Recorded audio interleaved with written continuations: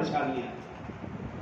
حضرت علی المرتضیٰ رضی اللہ عنہ مسجد سے باہر تشریف لائے تو چند صاحب کھڑے، انہوں نے پوچھا بھی خیریت ہے؟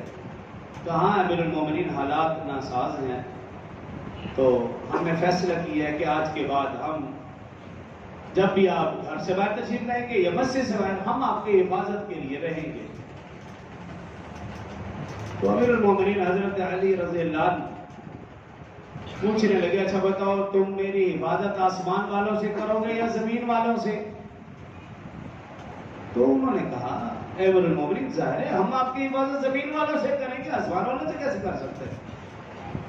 تو امیر المومنین رضی اللہ عنہ نے کہا پھر جاؤ، مجھے تمہاری ضرورت نہیں، جب تک آسمان پہ حفاظت کرنے والا موجود ہے پوری دنیا مل کر بھی نقصان نہیں پہنچا سکتی۔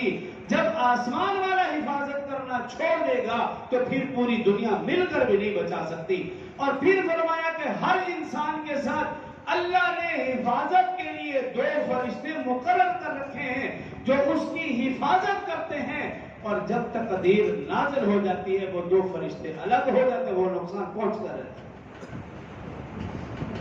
تو مجھے اور آپ کو یہ 2 ہی پریشانیاں ہیں، رزق کی پریشانی اور اپنی حفاظت کہ کوئی ہمیں نقصان نہ پہنچا دے، حالانکہ اللہ نے یہ دونوں چیزیں اپنے ذمہ لے رکھی ہیں۔ ہمیں تو ان کی پریشانی اور ان کی فکر ہونی نہیں چاہیے، لیکن اس کے باوجود ہم پریشان